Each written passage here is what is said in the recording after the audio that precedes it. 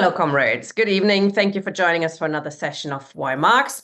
Tonight, we're continuing to look at the early CPGB and specifically the role it played in the 1926 general strike in Britain. I've already distributed a couple of articles by Jack Conrad.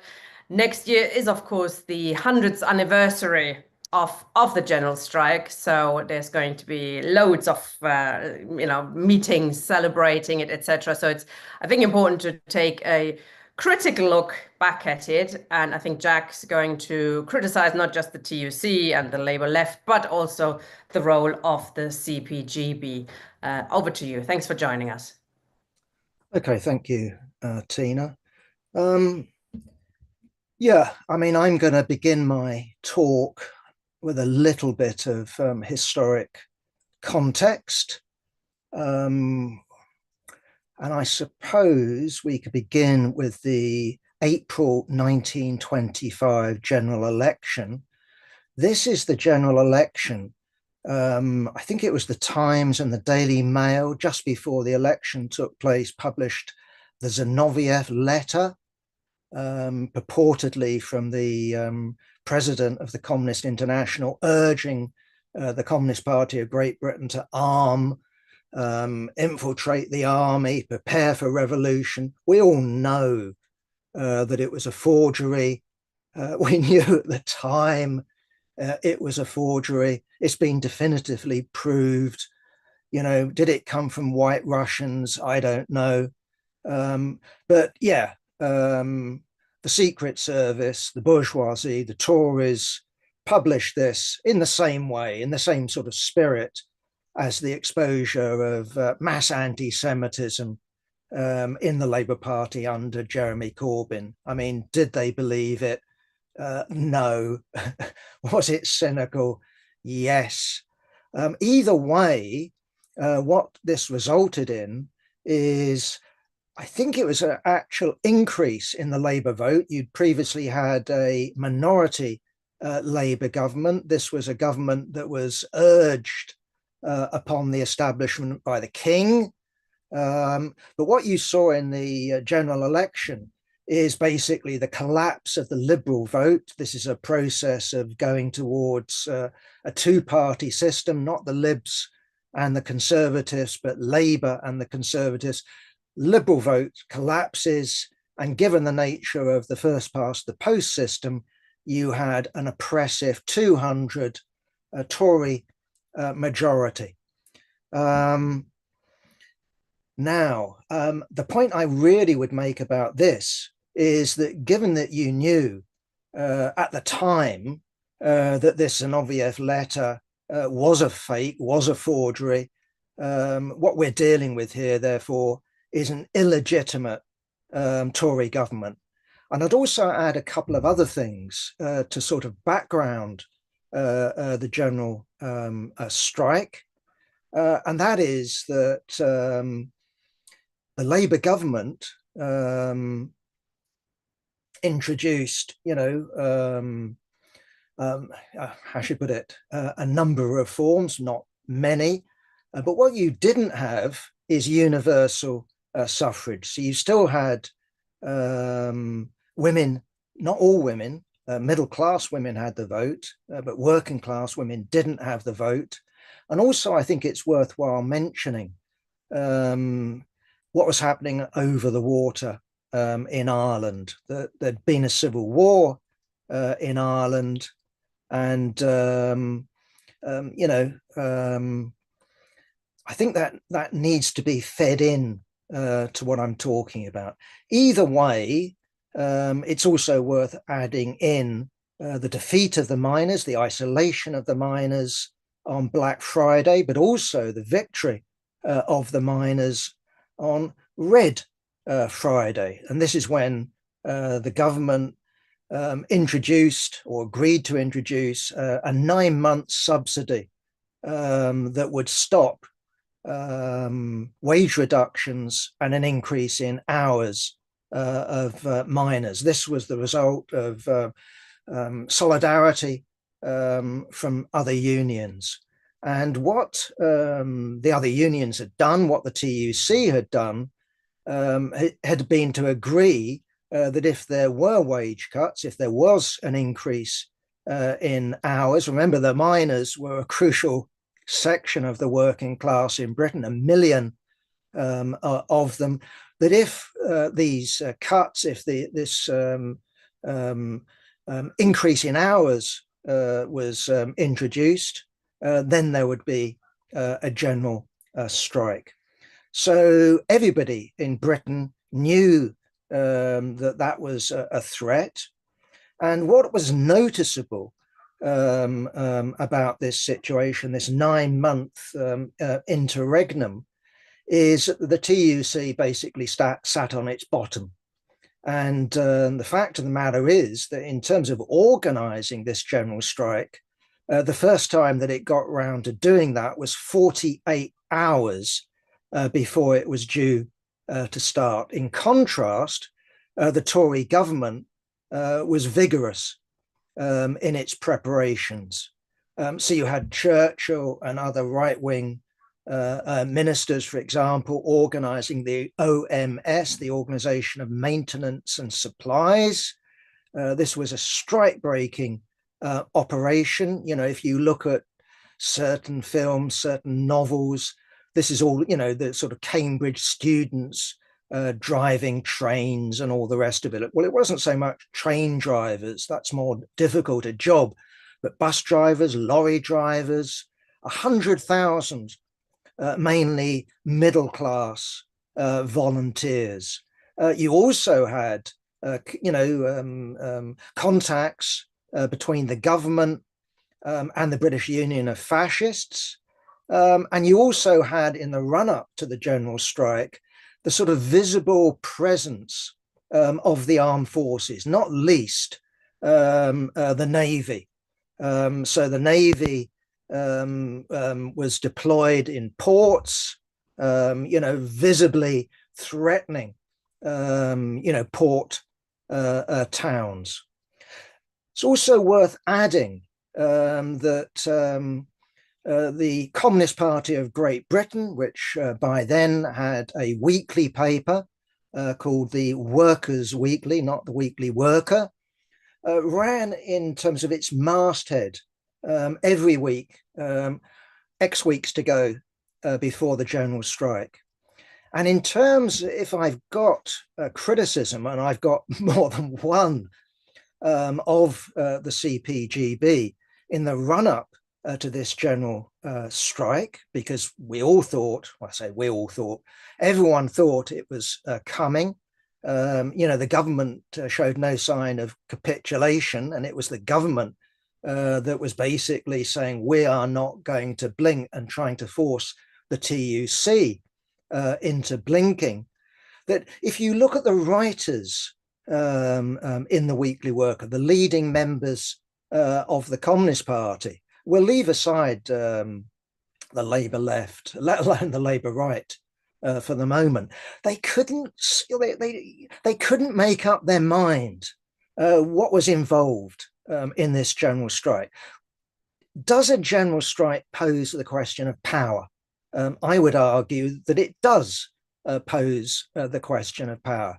Or can you actually have a general strike that is simply in solidarity with the miners and would get you the concessions from the government simply by the exercise of industrial muscle? And indeed, you had, as week went by, one after the other, you not only had different authors making one of those arguments, you even had the same author on different weeks making the opposite argument. So although the Communist Party is to be praised in the general strike, it was going to mobilize, it was going to stand with the miners. It did stand with the miners. It did act in a principled fashion.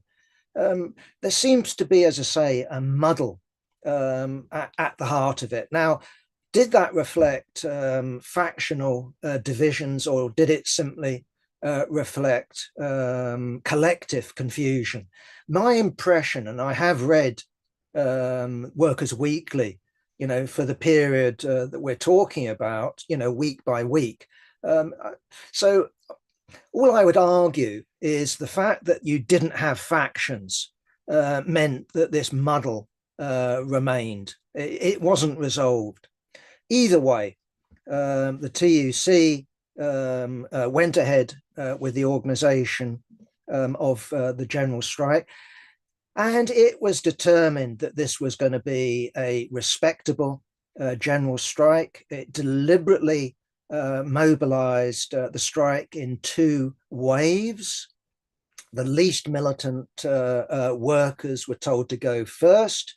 The TUC issued instructions for workers to stay at home, don't go to the picket line, tend the garden, organize football matches with the police. They indeed did happen. That's not just a myth. But meanwhile, in terms of the government, what you saw was militant policing on their side. What you saw is strike breaking in terms of the OMS volunteers. So the government was determined to, as I said, force the TUC to blink.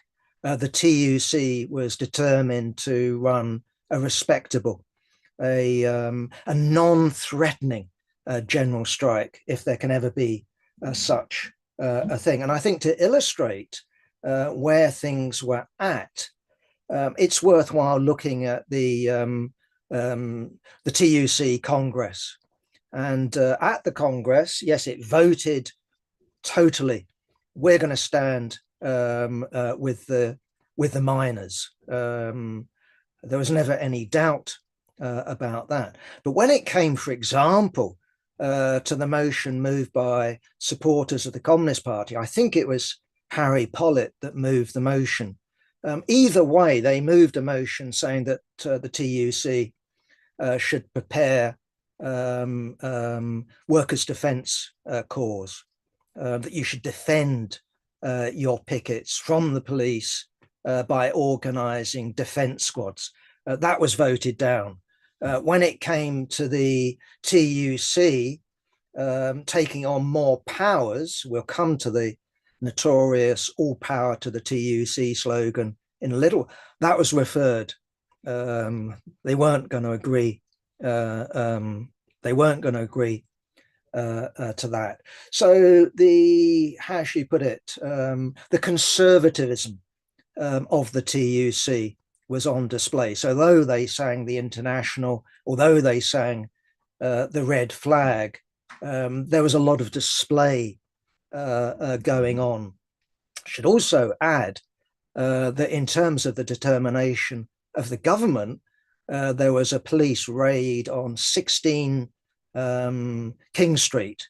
Now, what was 16 King Street? This was the headquarters of the Communist Party of Great Britain. It was located, I think, genuinely in King Street. By the time I joined the Young Communist League in the 60s, they still called it 16 King Street, but it was actually located in Bedford Street. But anyway, the point would be this is their headquarters in Covent Garden. They not only raided King Street and took away all manner of odds and sods, they also arrested a dozen leaders of the CPGB, proceeded to put them on trial, and lo and behold, judge and jury found them guilty. Apparently, it wasn't a crime to be a communist. It wasn't a crime to believe in communism, but it was a crime, according to the prosecution, to be a member of this Communist Party. And what you saw is half of them getting a year-long sentence, the other lot got a 6-month sentence. Now, again, in terms of my criticisms of the CPGB, what I find remarkable is that given how long they had to prepare for this general strike, is that when it actually began and the printers went on strike, that closed down the Workers' Weekly. Now, we're not talking about an extended strike. Nonetheless, their paper didn't come out. And what we were reduced to, I don't know if anyone knows what a duplicator is nowadays. Every revolutionary, when I was a kid, had to have a duplicator. It's how you produce leaflets. That's what the Communist Party was reduced to. And of course, anyone caught with a communist leaflet, this was something you could be arrested for, something that you could be sent away for. But it is remarkable because if you take the Communist Party, when it was a lot more respectable, a lot more right-wing, i.e. before World War II, I don't know if anyone's ever read Douglas Hyde. He was someone on the Daily Worker staff, but he was given responsibility for setting up illegal printing shops. And I do find it remarkable that given that there was talk in Workers' Weekly of this being a revolutionary moment, that the CPGB didn't make provision not only to have an underground leadership, but also to have an underground series of printing shops, as they did in the in the situation of where the Daily Worker was banned, by the government in the conditions of World War II. Okay, how big was the CPGB? I think the figures were something like 5,000, and it's worth noting, and I think this is, testimony to the militancy and the spirit of self-sacrifice of the CPGB membership. I think out of the 10,000 arrests during the course of the general strike, 1,000 of them were members of the CPGB. Okay. Yes. Let's move it on. Okay. Let's come to some of the problems, or some of the more problems of the CPGB. You had this slogan, all power to the TUC. Now, I personally would have no problem in conditions of a general strike to say that the TUC ought to have more power.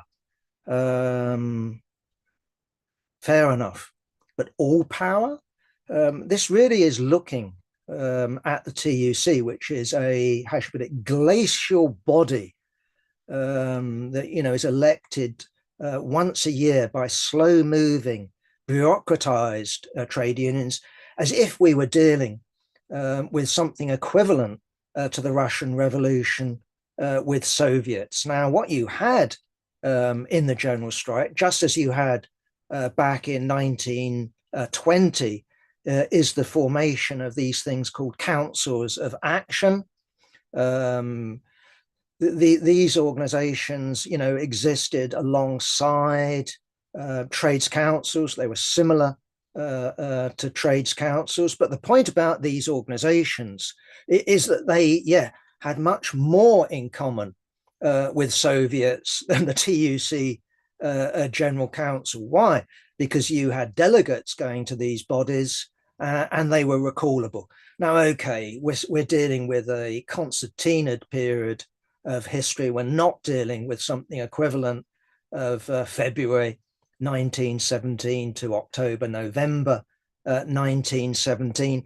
Nonetheless, if you were going to come out with a slogan of that sort, then it should have been looking to these councils of action, not the TUC. And indeed, again, looking at Workers' Weekly, you had again this sort of lack of decision, lack of clarity when it came to the trade union and Labour left.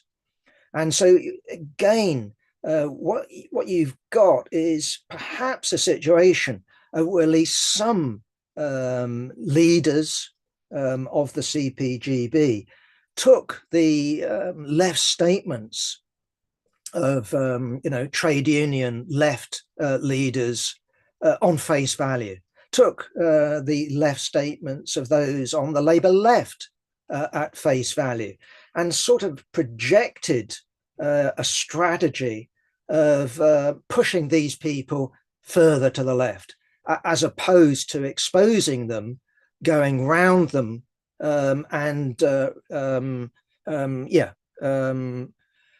replacing them as the leaders of the working class. Okay, we all know how the strike went. What is remarkable is when the TUC did blink, and famously the TUC was basically presented with an ultimatum: look, either you take power or you surrender. They had no appetite for power. They surrendered. The miners carried on. They were on strike. Eventually, they were defeated. If you look at what the TUC leaders were saying, if you look at what the left leaders were saying, we haven't been defeated. It reminds me very much of the official line of the NUM in 1985. Defeat? What defeat? We haven't been defeated. Of course they were defeated in 85. Of course they were defeated in 26.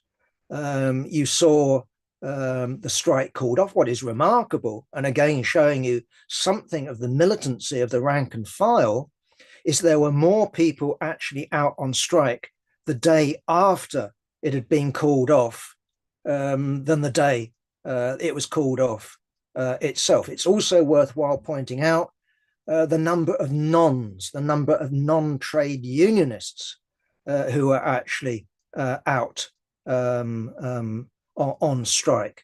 But yeah, the working class was defeated. The miners did take a pay cut. Their hours were increased, but also this wasn't just a defeat for one important section of the working class, i.e. The Mine Workers Federation. It was a strategic defeat for the working class itself. And what the employers did with the encouragement of the Conservative government is to weed out from factories, from mines, from mills, from workplaces, weed out the militants. And what you saw is sackings of the most prominent militants. And obviously that profoundly affected the Communist Party. Now, I'm not going to go into the so-called class against class, 1929 and all the rest of it. But if you look at the size of the CPGB, it recruited in 26, it recruited lots and lots of miners, for example. But in the course of the 1920s, its social characteristic changed. And it became an organization of housewives and the unemployed, as opposed to being an organization very much that was rooted in industry. Now, of course, we had the economic crash in 29, but no, it wasn't that. It was the defeat of 26 that changed the social composition of the CPGB. Okay, what time have we got? So we're going all right.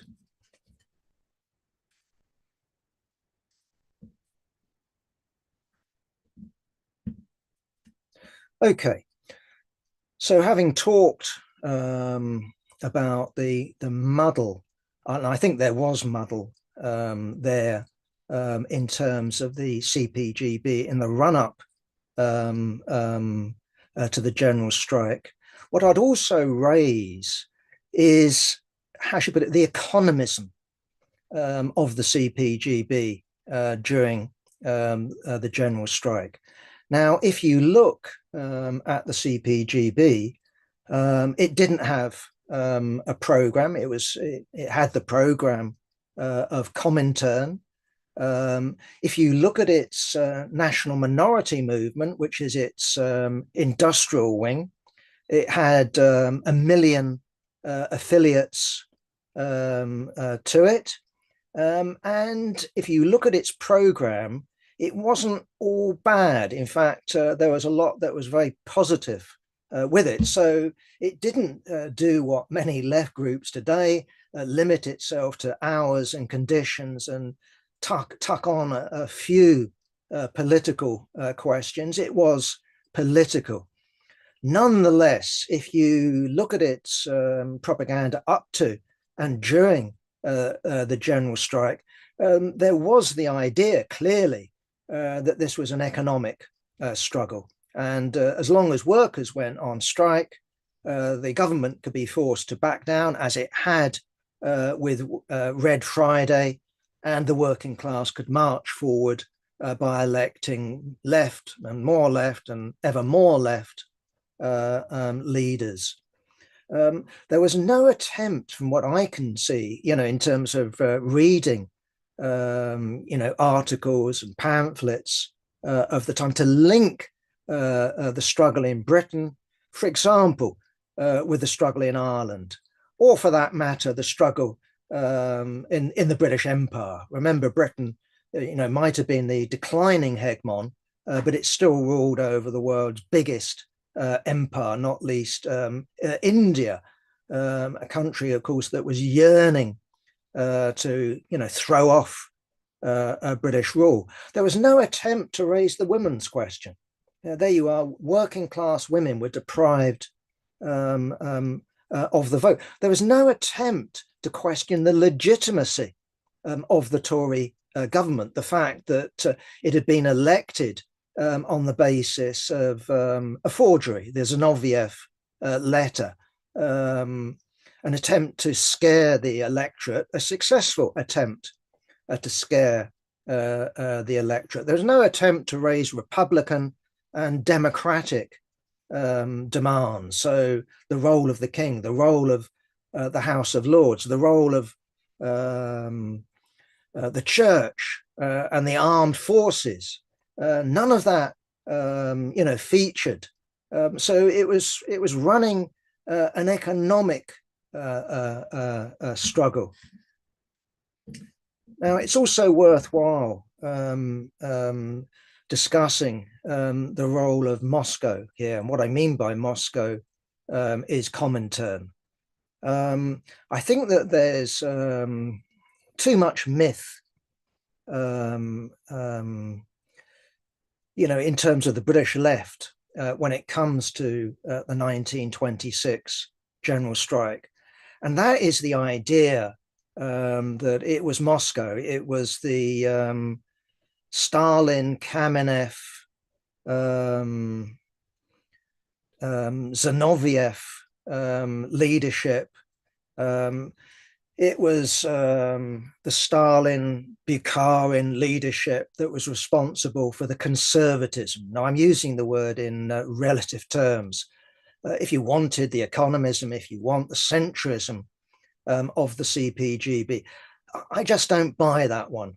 My reading is that the CPGB was a fantastic achievement of the working class movement when it was formed in 1920. It was more than the sum of its parts. Nonetheless, that did not make it, other than in name, it did not make it a Bolshevik party. It did not make it a fully rounded Communist Party. It still suffered from many of the illusions, many of the problems that characterized the British Socialist Party, the Communist Unity Group, the Socialist Labour Party, and other such organizations that went in to the formation of the CPGB. So I just don't buy the idea that the amateurism, the economism of the CPGB was made in Moscow. I think it was made in Britain. And if you look at what Comintern was saying and the leaders of Comintern, and I would include Trotsky here, they were criticizing the rightism of the CPGB in the run-up to the general strike. They were not holding the CPGB back.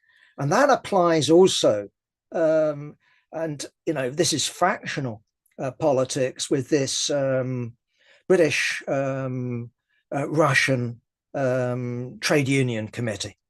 This is something that Trotsky protested about. Why, when the TUC sold out the general strike, why didn't the Russian TUC break with the British TUC?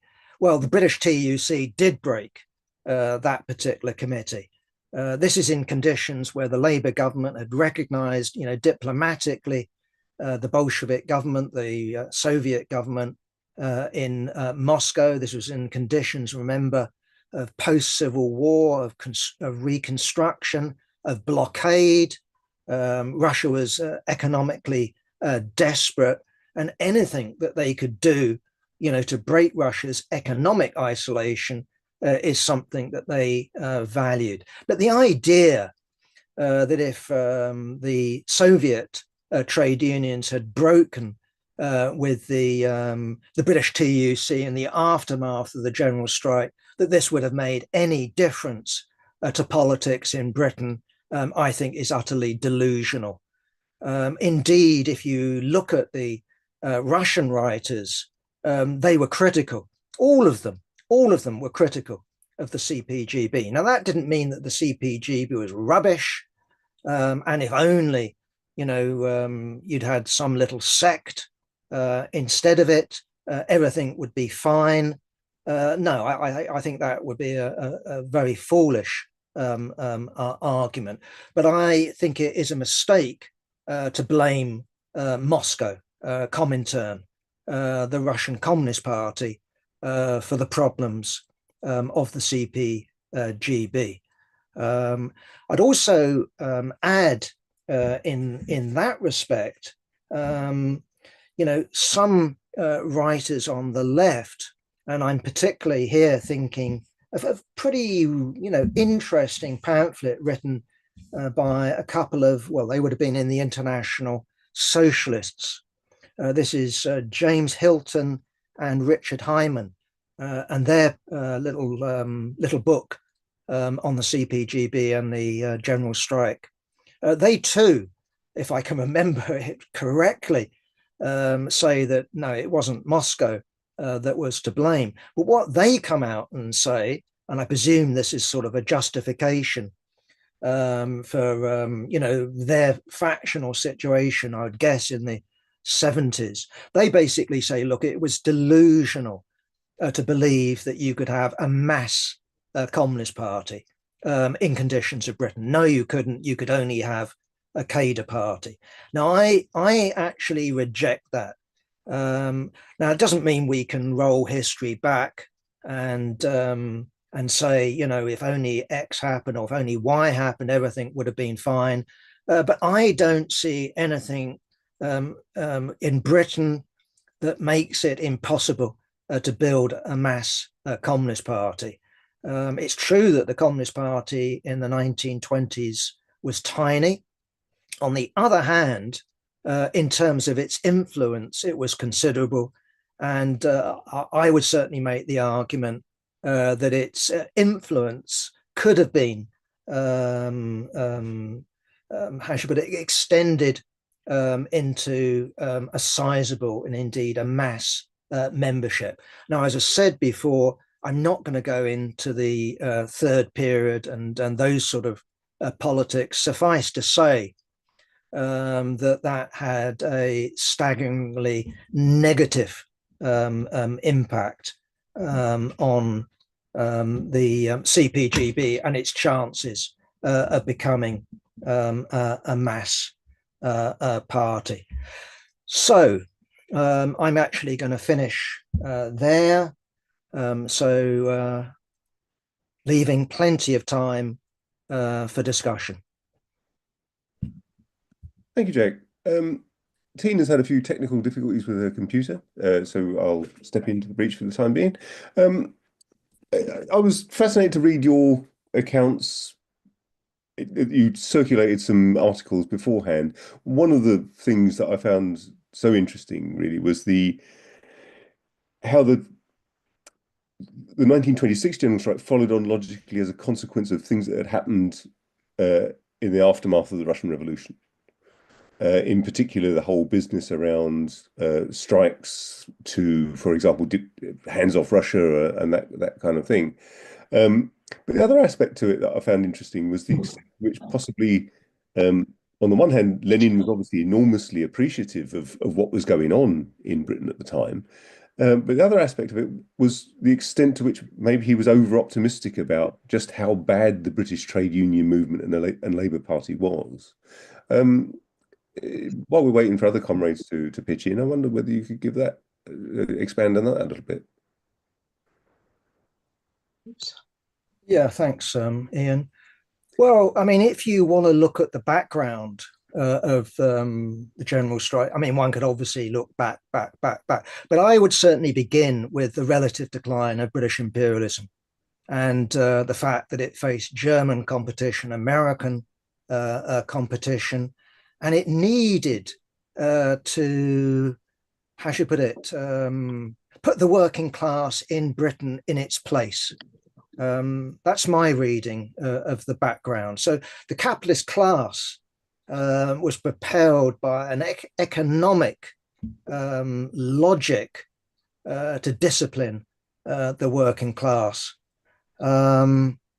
So yeah, you had a huge upsurge in class struggles following World War I. We saw the TUC threatening a general strike if Britain kept arming the Poles in 1920. Yes, if you read Lenin at the time, he was brimming with optimism. I do think that revolutionaries should, given the chance, brim with optimism. We attempt to make history. We are agents in history. And I'd also add, and I think that this is important, that we need to understand the objective strength of the working class in Britain. I mean, subjectively, in terms of politics, Britain, yes, was backward. It was dominated by Labourism. That is certainly true. On the other hand, in terms of the working class, it was the biggest working class in the world. It mattered, in other words. And so if the British working class was moving, your job is to do everything you can to encourage it. So I'm sort of reminded of the formation of the Labour Party, 1900, its affiliation with the support of Kautsky, but also the support of Lenin to affiliate to the Socialist International. They didn't know quite what to make of the Labour Party. Is it a trade union? They allowed trade unions to affiliate. On the other hand, it's both a trade union and a political party, but not quite a political party because there's no individual membership to this strange thing.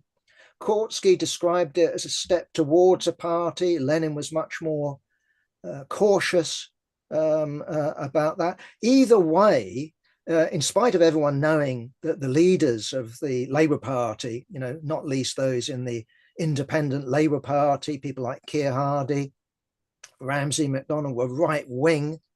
It was important to encourage this step forward, this huge step forward for the working class movement in Britain, because that was a huge step forward for the world's working class. So yes, of course, Lenin proved to be wrong. But as I said, our job really isn't, and it's pretty futile to sort of, how should I put it, reel back history and imagine that it was bound to turn out like that. You know, that human beings do make a difference. Of course, the objective circumstances do limit us, but that doesn't mean that everything that happened had to happen. You know, if Sylvia Pankhurst and Harry Pollitt hadn't been doing, you know, the picketing in the London docks, would the Jolly George incident have happened? I'd argue no. If that hadn't have happened, would the TUC, etc., etc., etc. So yeah, we can always look back at revolutionaries and say that they were over optimistic. Imagine a situation if Lenin had magnificent foresight and said, well, in 100 and something years, things would look like they look like now. God, what would you do? You'd get your gun out and you'd shoot your brains out, wouldn't you? So I think that we all have to be. I think we've got an obligation to be optimists. Why? Because we want to change things.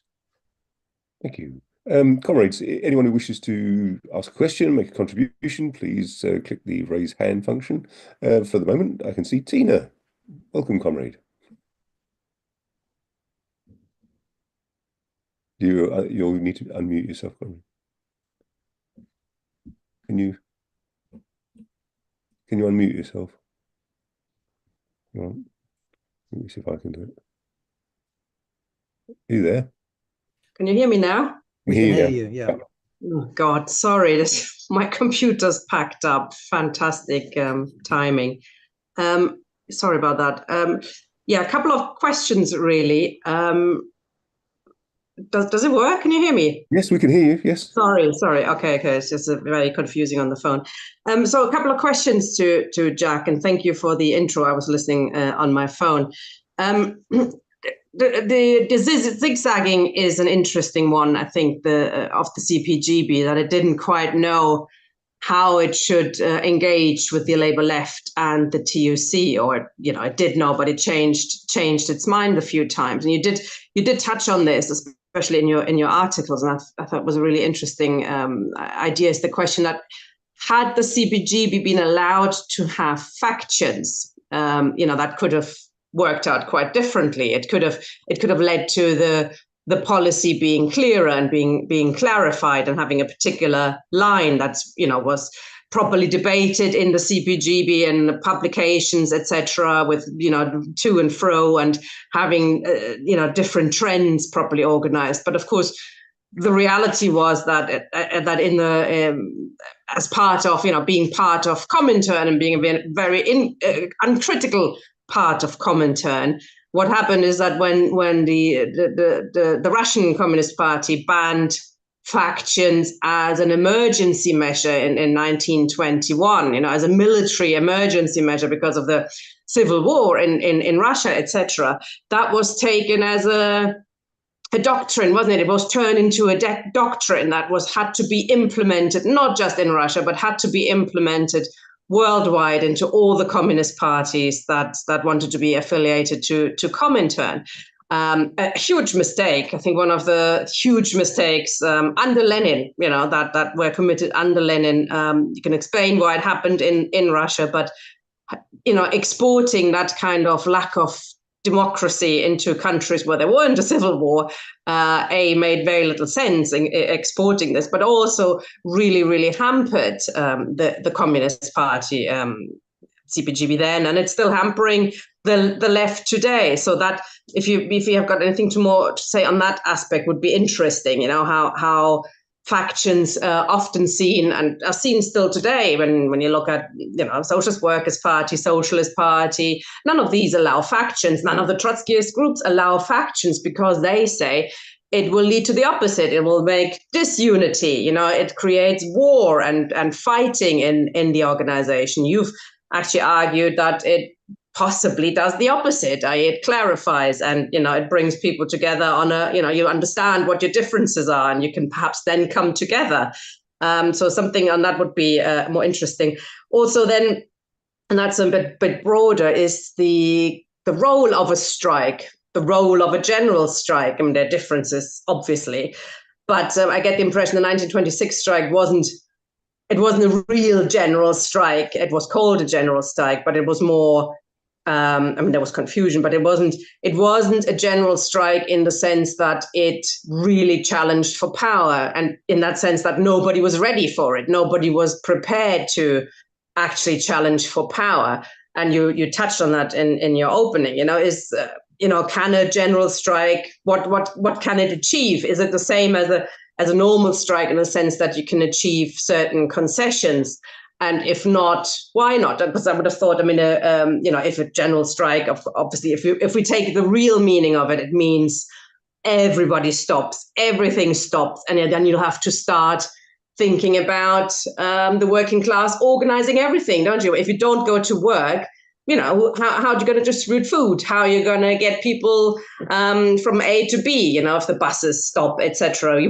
It sort of immediately opens up the question of us running society, the working class running society. Now, it certainly wasn't a general strike like that, but can't a strike in general, a general strike in the sense of a number of unions getting out there, enforced, or forced through some concessions. I know what your criticism is of the general strike, that if you call it a general strike, then you should be prepared to go all the way, and you should be prepared to challenge for power.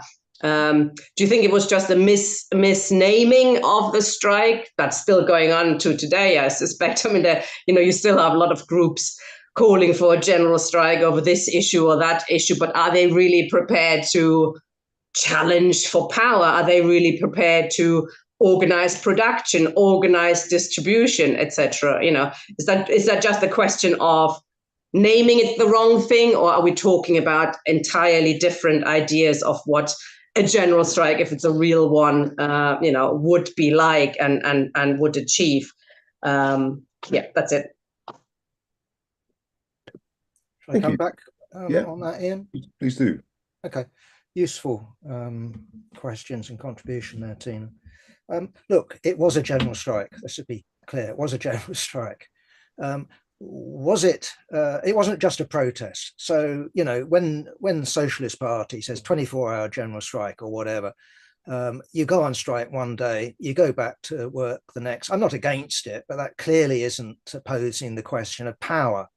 But yeah, if you have millions of workers on strike, if the buses stop, if the rails stop, the TUC made special provision, quite correctly, for power, for hospital workers or whatever. That's right. But they didn't challenge management's right to manage.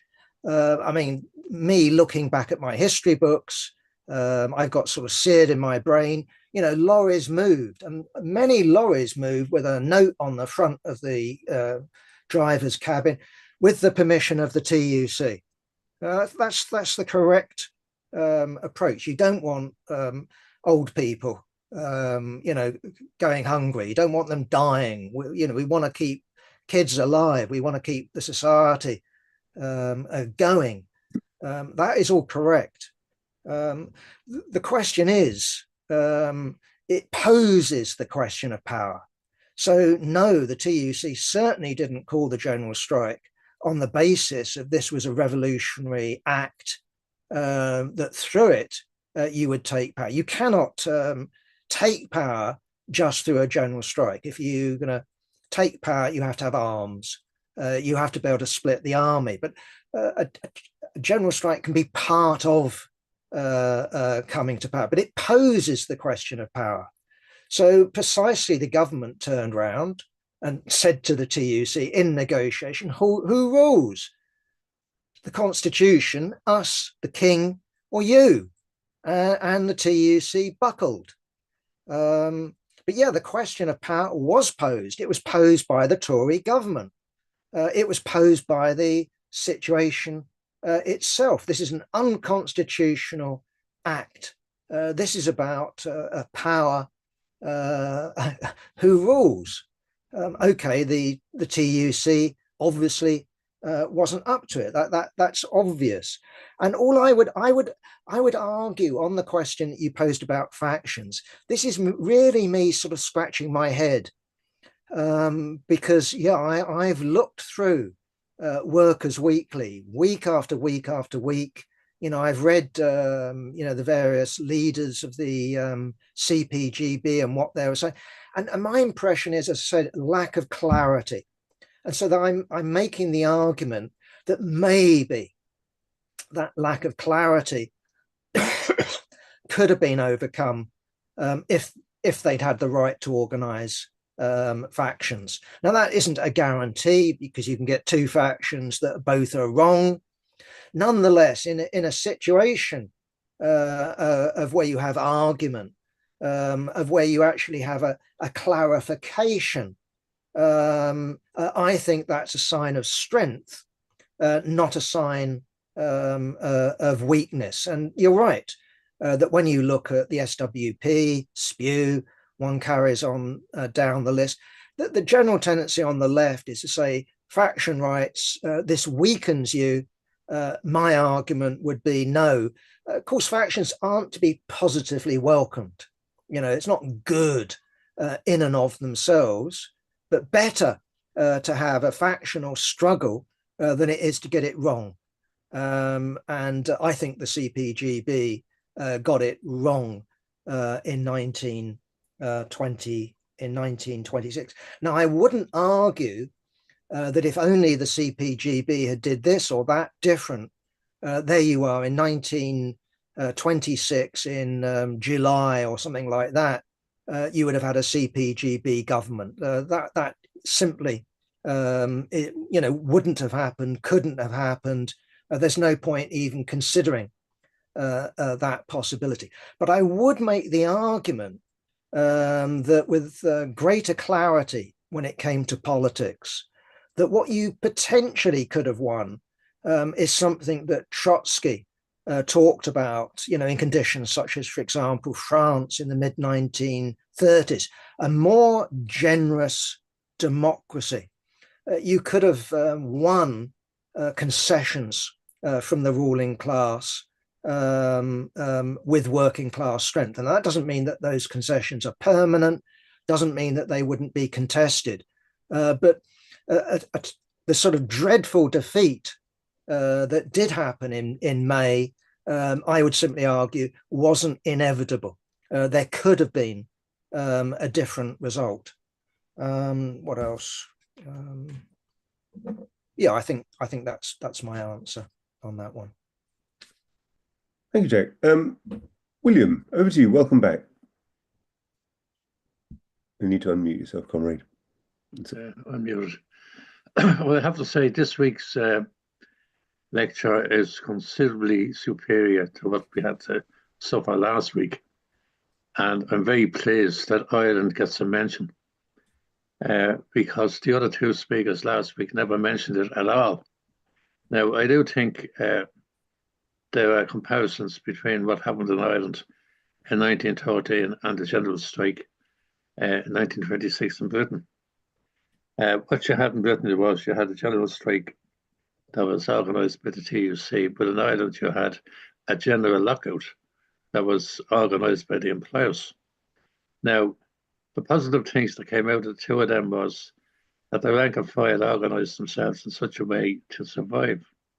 Soup, kitchens, and that sort of thing, and trying to organise themselves on a day-to-day basis, which was an alternative to the free enterprise capitalist system in both countries. People tend to ignore that. Like in Ireland, the soup kitchens that were founded in 1913 in Liberty Hall, children, when the lockout was over, actually were starving to a greater extent than they were during the actual lockout, because the organisation of food was organised, and that happened also in a lot of places in England during the lockout or the general strike in 26. I noticed that you mentioned a fellow called Andy Pollock. Andy Pollock was the General Secretary of the CPGB, and as far as we're concerned, he destroyed communism in Ireland. He told a blatant lie. In those days, communications were difficult. Not like they are now. They weren't electronic, and they weren't texting or anything like that. And a letter came from the Comintern in Moscow, and it was misinterpreted deliberately by Andy Pollock. And he asked for the Communist Party of Ireland, which was only after being established in 1920, at the same time as the British Communist Party was being established. And he said he was ready to disband.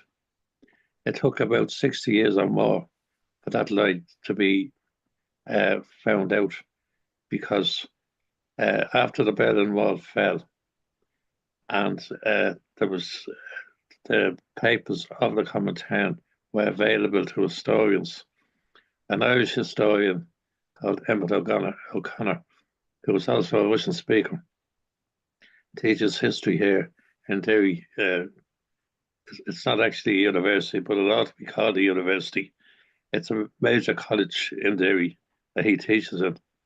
And he went to Moscow and studied the papers, and he came across the original letter that was sent to Andy Pollock for to be passed on to the Irish Communists. Now, the Irish Communists who set up the Communist Party of Ireland would have been Liam O'Flaherty, the author, and his brother Thomas O'Flaherty, and Rory Connolly, who was the only son of James Connolly. The three of them set up the Irish Communist Party. The Irish Communist Party was destroyed by Andy Pollock, who, as far as we're concerned, was nothing more than a British jingoist and had no respect for Ireland in any shape or form.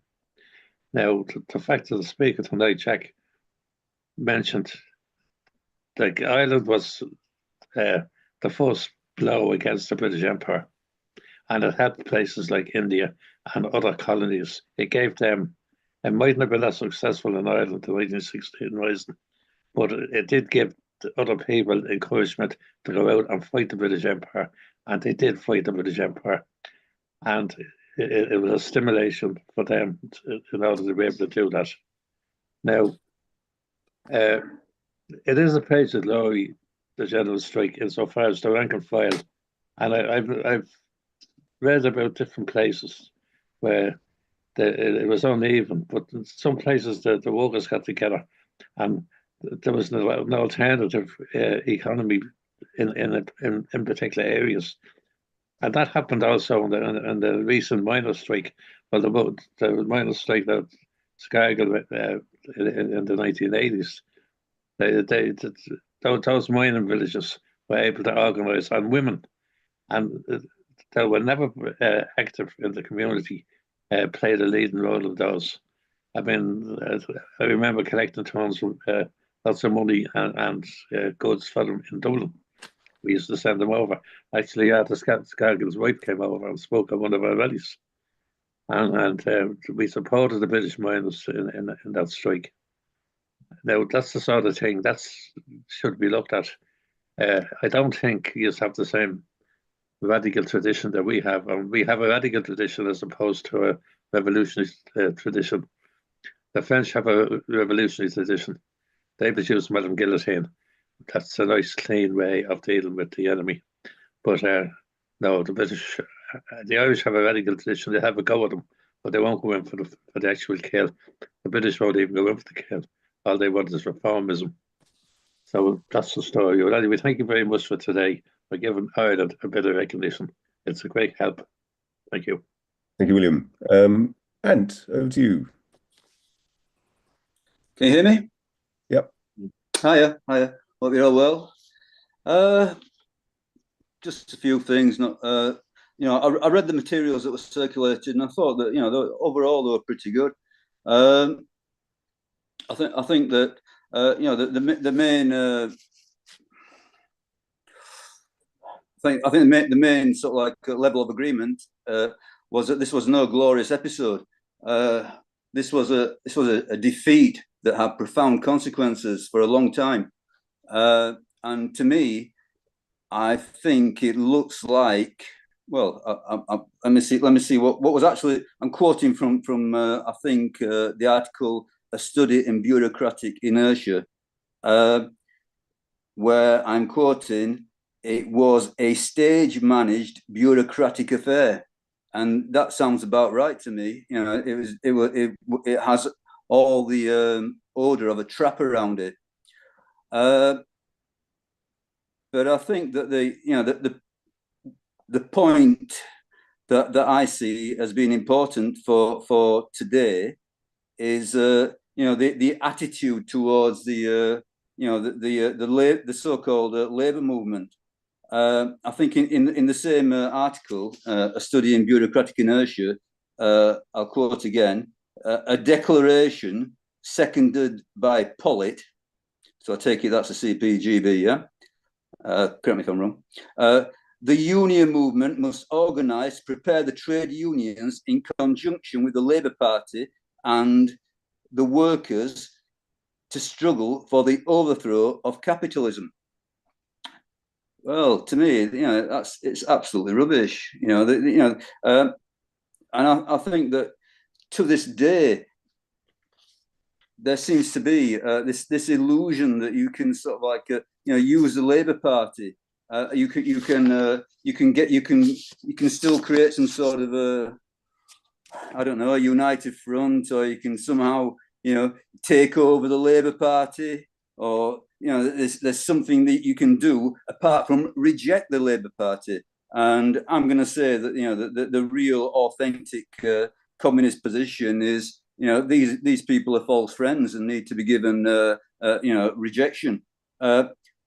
I think in another one of the articles, I think this one's on is it something like weakness and virtue of the CPGB? I'm not quite sure. So sorry, but I'm going to quote from the article anyway. And it's talking about all power to the General Council. Yeah, and I think Jack says unless it is led by communists, authentic communists, there is not the slightest chance of representing the interests of the working class taken as a whole. But to me, all of this is creating, the idea that the trade unions could be led by authentic communists, and they are something other than what they are, which are integral aspects of capitalism. Parts of the capitalist mechanism. They cannot be one to revolution. The unions are fully integrated into the state in the leading capitalist countries, and they are not independent class organizations. Regardless of the millions of workers who are members, unions are not training grounds for socialism or transmission belts for revolutionary politics. And I think that the Third International got all this wrong. And I think that the subsequent Stalinist Trotskyist myth that the unions can be transformed by having the right leaders is completely disproved by the entire history of how they evolved. The unions have a role, and that is to negotiate with the capitalists, not to overthrow them. I'm going to also say, I'm going to put it to you. I'm going to put it to you that the authentic communist position is we have nothing to say to the trade union bureaucrats or the Labour Party. yeah, we can become members of trade unions to get close to the working class, but not take up positions or hope that the leading roles in trade unions are going to be occupied by revolutionaries. And I'd like to say, just to end, it's a little point at the end. Some organisations to this day, still call for a TUC general strike. But I will say that a general strike is not what we need. It's not the same as a mass strike. A mass strike arises from the working class. It is not ordered from above. So I'm going to say, I think that the articles made some very good points as regards the traps of this whole episode, and the positive answer to it is not the general strike, but the mass strike, which has a chance of becoming revolutionary. Okay, thank you very much. Thank you. Lovely. Thank you, Anne. It'll only be a matter of time before you subscribe to Weekly Worker. I'll read it all the time. Ken, over to you. Thank you, Ian, and thank you, Jack. My question's a relatively brief one. After the, if you like, collapse of the general strike, how far did elements outside of London pursue a communist agenda, or if you like, a revolutionary agenda, and how far did the bulk of the post-general strike communist effort filter down to solely to London, and how far did that regional development, if there was any separate regional development, affect the future of communism in Britain? Thank you. Yeah. Oh, Tina, you come back. Hello. I managed to find another computer quickly. I mean, you did, Jack mentioned the national left-wing movement. No, I think you mentioned the national minority movement actually as the way for the Communist Party to get involved in the unions. And there was also the national left-wing movement for the CPGB to get involved in the Labour Party. I wonder if you could tell us a little bit about those two campaigns. Which ones were successful? How were they successful? And how can they sort of help us with our tasks today? What is worthwhile copying and what we shouldn't copy? Thank you. We've got some other participants, but do you want to take those points first, Jack? I think it would be a good idea, Ian, otherwise I'll just get lost. Okay, I'm glad William liked my opening today. I would also add, William, if you looked at my articles, I was also sort of struck by, how should I put it, the failure to learn from the tactics of Ireland. And what I'm thinking about isn't so much 1913, I'm thinking more about 1916 and barricades. I'm somewhat surprised that given the role of strikebreakers moving goods around the country, that they didn't establish checkpoints. They didn't establish barricades, not in the French way, but in the Irish way. Either way, what you had in Ireland is not only, huge struggles, but you had, I'm not well enough read on this, but given that Ireland had just had a civil war, not to raise Ireland as one of your central questions in 1926, I think is unforgivable. And I have read the material. As to your Andy Pollock, I don't know Andy Pollock. You'll have to tell me who Andy Pollock was. The CPGB General Secretary, unless I'm wrong, was Albert Inckpin, and he was General Secretary until Harry Pollitt became a General Secretary. So I just don't know that history. So I'll have to read up. So if you could send me any information there, I would be grateful. In terms of what Ant was saying, I think the perspective that you're putting forward is pretty hopeless. I mean, okay, so you don't want to talk to trade union bureaucrats. Okay, fine. I'm not particularly keen on talking to trade union bureaucrats either. I don't believe that if I sat down with a trade union bureaucrat for 100 years, sort of a metaphor, I would persuade them to shift. A trade union bureaucrat is a trade union bureaucrat because of their social position. And what we're dealing with here in terms of the role of the trade unions as trade unions is the bourgeois politics of the working class. So they're dealing with selling the commodity labor power. They're integral to the system of wage slavery. And although they bargain on behalf of their members, they do nothing to overcome the wage slavery of their members. I think we all know that. I think we all agree with that. The question then comes, okay, what are you going to do about trade unions? Karl Marx, I don't think, was of the view that you should have nothing to do with the British trade union movement. The Socialist International had and thought it was highly important to have trade unions, not least the British trade unions affiliated to them. That didn't mean that if you just left them to their own devices, they would produce a socialist revolution. No, but the idea that communists shouldn't struggle to lead such institutions, to me, is basically, well, let's boycott politics. Let's go off to the politics of purity, or let's establish red trade unions. I think this is a profound mistake. In the same way, I would advocate standing in elections. That doesn't mean I've got any illusions in Parliament, except you can use it. You can use it as a tribune. Why you can't use trade unions for revolutionary purposes is beyond me. Why can't you? You can use Soviets. That doesn't mean that Soviets are automatically revolutionary. If we look at 1917, we know who established the Soviets in February.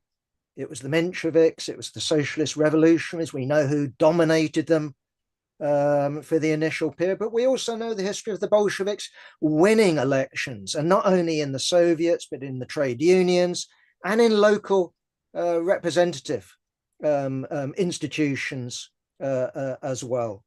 So I think myself that as long as you're operating what I would call democratic centralism, of where your trade union officials are under the command of a communist party, as long as your MPs are under the command of a communist party, it doesn't mean that everything's smooth, but I do think that that is the way to go. Standing aside, I think, is politics of isolation, politics of sectarianism. And just on this question, there's Harry Pollitt. I think he was at the TUC. He gets up and says the TUC should do this, the Labour Party should do the other. I think that what you're missing here is the possibility of this perhaps being what you'd call the politics of exposure. That what you do is demand off the fake leaders of the working class X, Y, and Z. When they don't do it, you say, look, they didn't do it. And in that sense, I'm reminded of the arguments in Russia, publish the secret treaties. That was something that the Bolsheviks raised in terms of the ministers, socialist ministers in the Kerensky government. Did they think that they were going to publish these secret treaties? It's unlikely. But what did it do in terms of rank and file soldiers? What did it do to working class citizens of Russia? It exposed the provisional government that talked the language of socialism, talked the language of peace, and a just peace, and at the same time was committed to the imperialist alliance with Russia and France in the same way as Tsarism was. In other words, the provisional government was a continuation of Tsarism. Throw that aside, up to you. To me, it's a valuable tactic to use, but no, you don't. When you move such motions, it doesn't indicate that you think that, I don't know, Ernest Bevin or whoever, Novak today, is going to carry out a revolution or anything remotely like it. But yeah, the politics of exposure, I think, is a legitimate one. Your argument about a mass strike versus a general strike, I just think is silly. A general strike is a mass strike. From a top, from below, that depends who's at the top, doesn't it?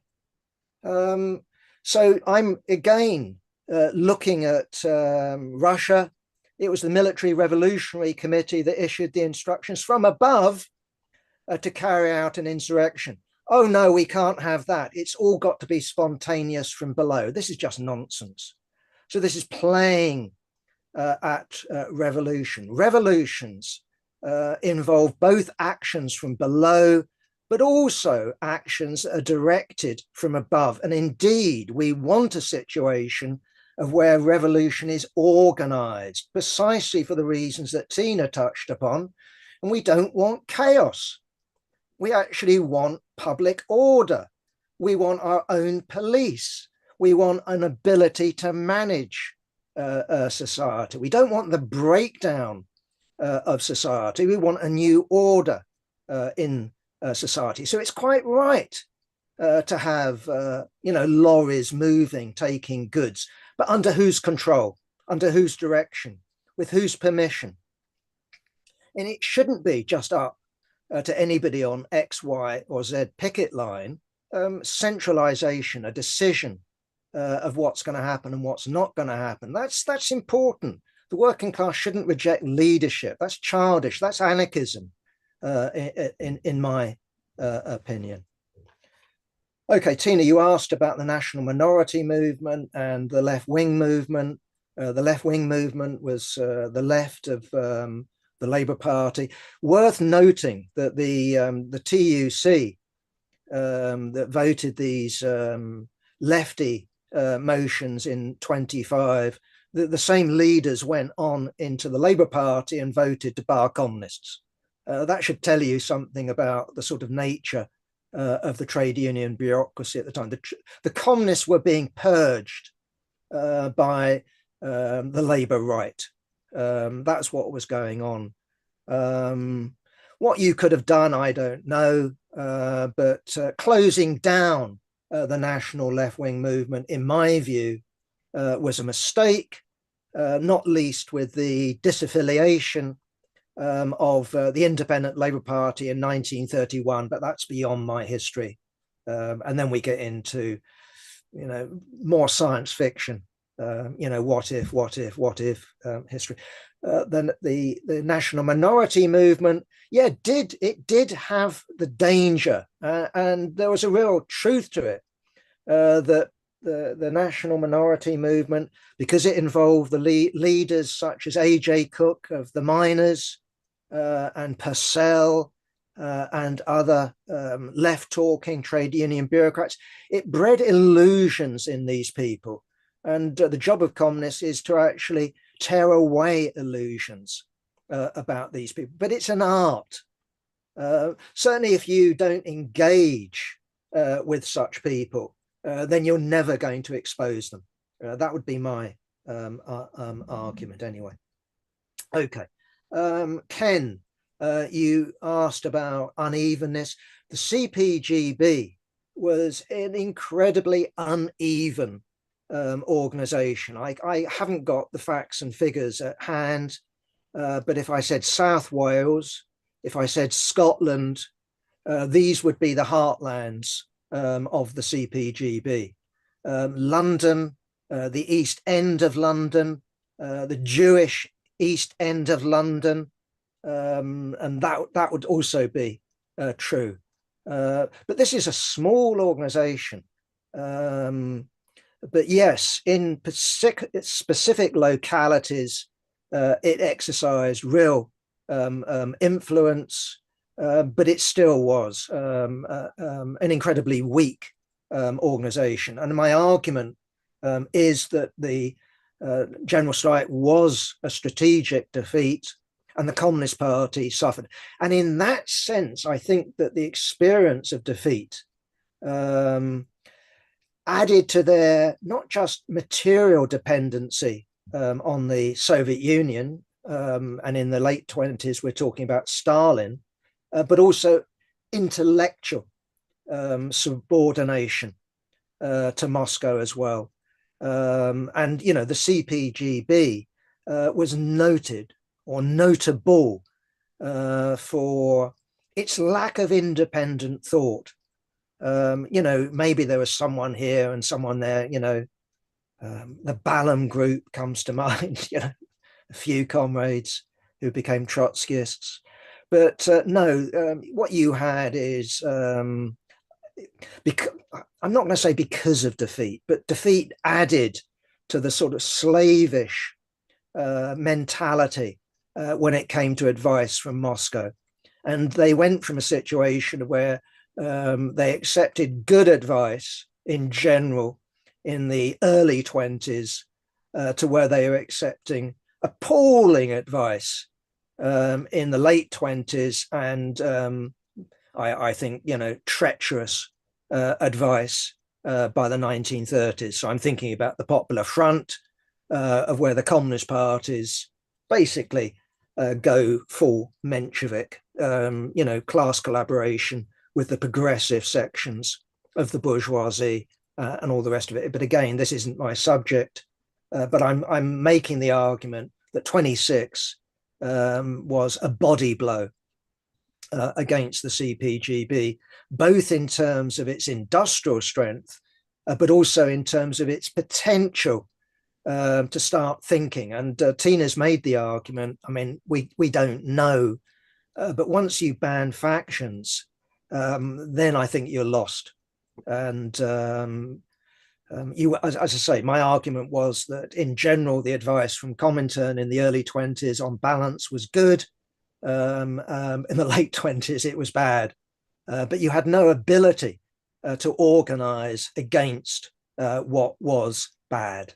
And therefore, you ended up with the liquidation that we saw, what was it, 1991, you know, sort of winked out of existence with the Euro communists.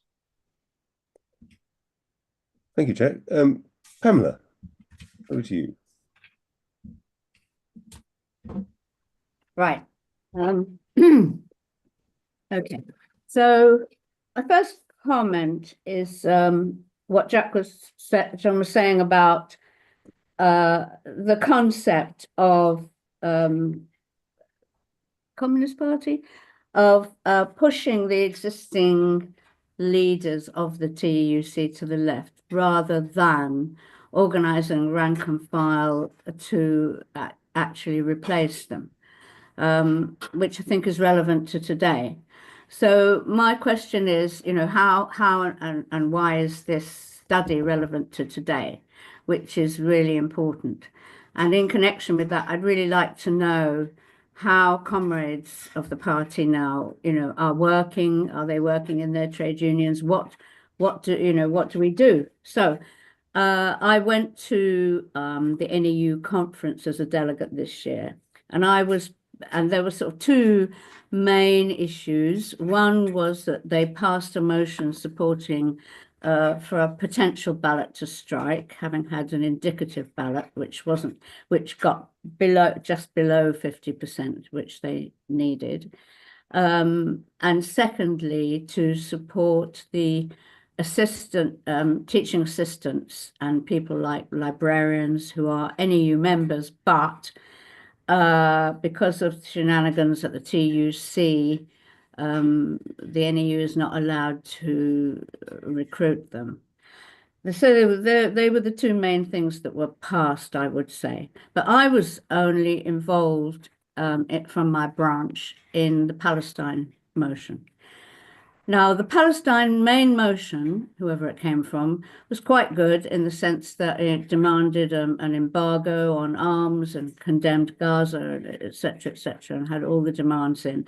But nothing was said about the repression of the Palestinian movement, the journalists, the demonstrators, the head of the director of Palestine Solidarity Campaign, Ben Jamal, and Chris Nineham from Stop the War have both been charged under the Public Order Act. Alongside that, there's serious repression of the direct action people, Palestine Action, Just Stop Oil, with really severe prison sentences. In addition to that, there's this issue that the judges will no longer allow defendants to use the argument of just justifying their direct actions on the basis of the of genocide, for example, in Gaza. Anyway, so so there were 7 amendments to this resolution. Mine wasn't taken. My resolution was from my branch, which first of all asking the NEU to be more involved in the divestment campaign because they are ignoring the members of the union who have their pensions with local councils and whose pensions are a large extent complicit with Israel. But the main thrust of my motion was to confront the state repression and include the discussion of the IHRA, which is being used to threaten any local councils who try to divest from Israel. That wasn't taken. So the question today, and I'm part of a rank and file organization challenging the bureaucracy. So that's my question. It's all this is extremely relevant to today, and the struggle against the bureaucracy and the trade unions. There's been a few left-wing leaderships like the Bakers Union and the FBU under Matt Rack and 1 or 2 others, but it's a real struggle in the trade unions, and I'd like to hear from comrades about their struggles and what they're doing. Thanks. Thank you. And Tina, you have your hand up. Yeah, I mean, just really as a sort of final question to Jack, and perhaps you could use it as a way to sum up the discussion, because I don't think there's anybody else now. Is the question of what role does the general strike really play in our arsenal of communists? Is it something we only raise in a revolutionary situation? Is it something we don't raise in a revolutionary situation? Because in a revolutionary situation, we actually have to go further and we have to, overthrow the constitution, etc. Make plans to take over the state on every level. Are the two related? Is it a tool that we should be careful about how to use it, or can it work to mobilize people even in a non-revolutionary situation as it is today and will probably remain for some time? Just sort of your view on how we use those kind of tools would be interesting. Thanks. Thank you. And just for my own interest as well, you'd mentioned about the distinction between objective and subjective factors. It seems to me that subjectively we are on the bones of our arse in terms of numbers of people who are members of communist parties, that kind of thing. Objectively, the proletariat has never been bigger. The potential for worldwide revolution is greater now than it was in 1920, greater than in 1917, and to an extraordinary extent. But at the same time, we've got things that will hinder us. Very few of us have any military experience whatsoever, unlike in 1920 when lots of people had military experience, both inside armed forces or as or with armed experience, for example, in the Irish struggle. We also have very little experience in the context of Britain and also the United States of organizing underground. From that point of view, how do we begin to prepare ourselves for what we would expect to be an important movement? William, do you have a brief point, and Jack can then sum up? You need to unmute yourself, comrade.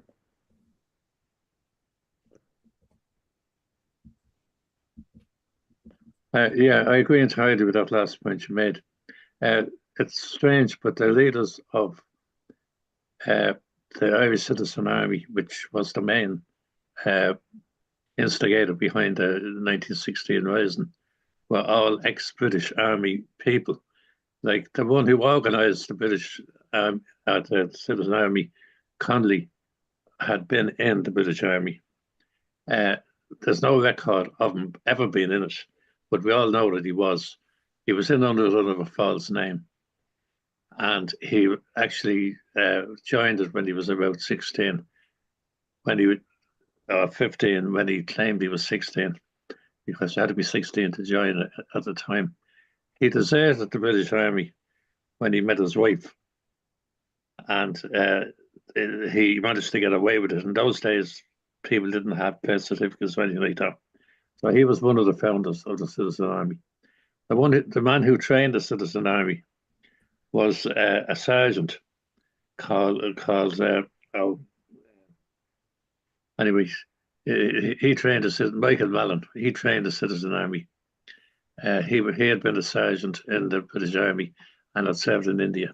And the main strategist was actually a captain.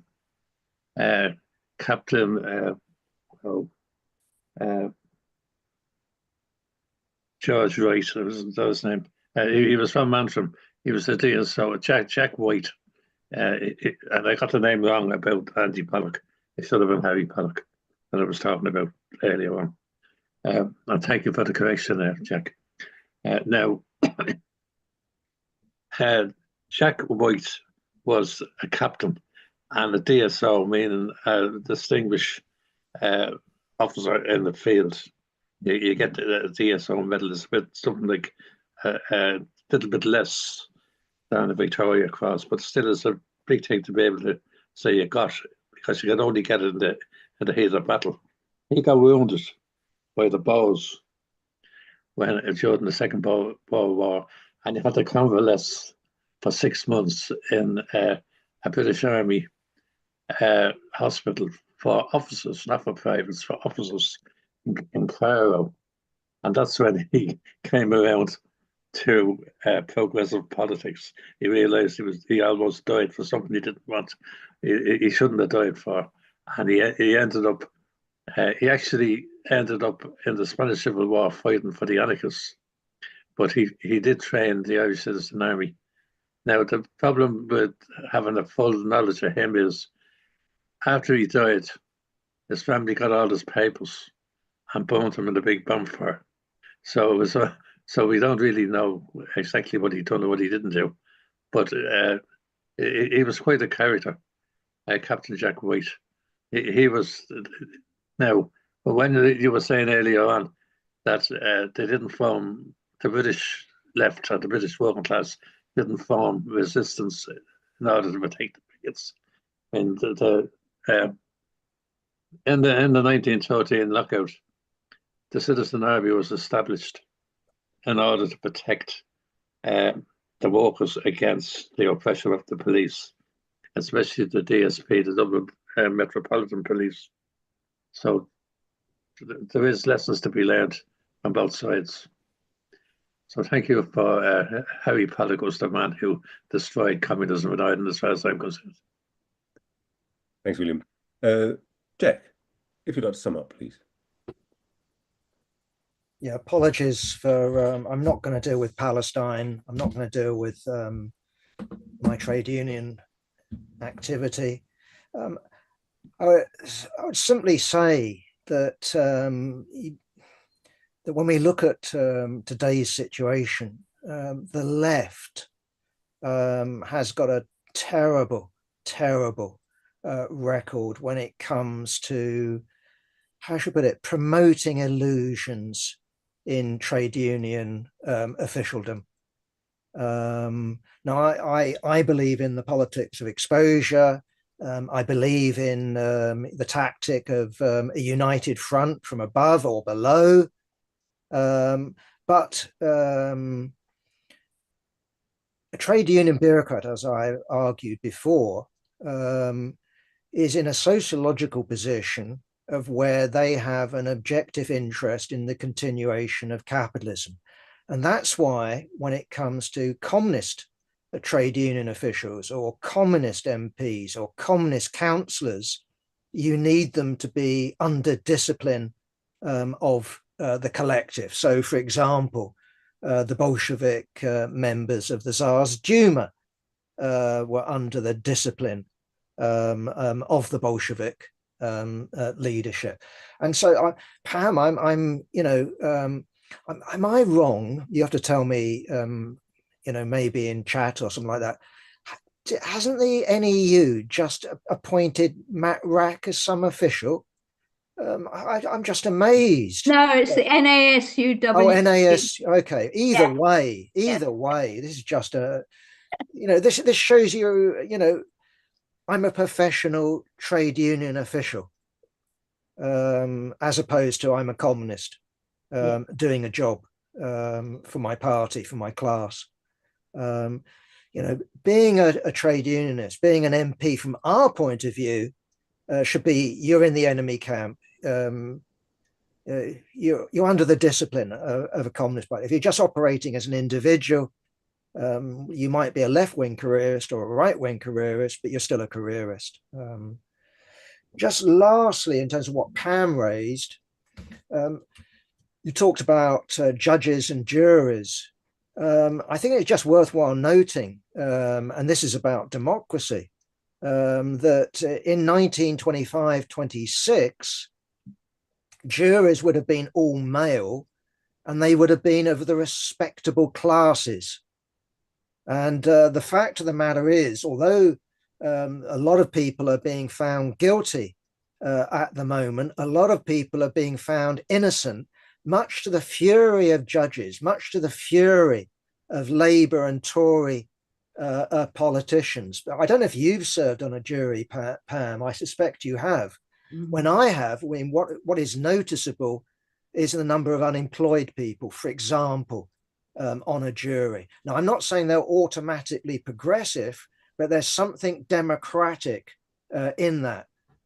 So, yeah, women being on juries, ordinary people being on juries, that is something that we should defend and fight for. So I'm not surprised that in 25-26, the leadership of the Communist Party was found guilty by jurors. So anyway, that was just a particular thing. In terms of what Tina asked, general strike is a tactic. It shouldn't be a strategy. You don't get to power through a general strike. On the other hand, if you discard a general strike, either as a protest or something more serious that goes hand in hand, for example, with an armed uprising, then I think you disarm yourself in terms of revolutionary tactics. So I'm reminded again, this is sort of my history, I'm reminded of the SWP, in 1984, who argued against the slogan of a general strike, i.e. not a TUC called general strike necessarily, but other unions joining the miners in order to defend the miners, but also to overthrow the Thatcher government. That would be perfectly legitimate. And again, just in terms of my memories of the SWP when they were the IS, arguing against the threat by the TUC in 1972 when they had 5 dockers, when we had 5 dockers in jail, to call a protest general strike. Why on earth would you reject that? We were told, for example, by the SWP in 84, 85, that if you called for a general strike, you'll have to call for Workers' Defence Corps. Well, that's something we did. William reminds me in that sense of the Irish Citizens' Army. Why couldn't you have had a citizens' army in South Wales or in Scotland? And indeed you did on a mini scale. I think in our paper, The Leninist Before the Weekly Worker, I think we reprinted the story of Methil Fife and its Workers' Defence Corps. The pickets there were attacked by the police. And again, various comrades have mentioned military training. The response of the working class in this mining town was to organise a march by a 200-strong Workers' Defence Corps in military formation, headed, this is the story, headed by a comrade in the Social Democratic Federation. That's the story I've got. Now, I didn't know the Social Democratic Federation was still going. Maybe it was. Maybe he was the only member in the country. Either way, he led that Workers' Defence Corps on a white horse. And as a result of that, there were no longer any police attacks. So, yeah, if you're strong, the lesson is that the police lay off you. If you're weak, you make yourself vulnerable to the police. So, yeah, why on earth wasn't the working class movement in Britain learning from Ireland? We're not talking about a country that's 1,000 miles away. Precisely what we've got is an interlocking people. Many people in Britain are from Irish roots. Many people in the working class movement in Britain are Irish. Why on earth couldn't we have borrowed and adapted and applied some of those lessons? To me, they were there ready to take up. They were taken up, but in a small way. Anyway, yeah, I finished with that. It's been a very interesting discussion, and thank you very much for your questions and contributions, comrades. Thanks a lot. Thank you, comrades, and I agree, absolutely excellent discussion. Next week is International Workers' Day, and with that in mind, we'll be discussing the communist unity with the possibility of forging a Communist Party here in Britain. So join us on International Workers' Day next Thursday at the usual time.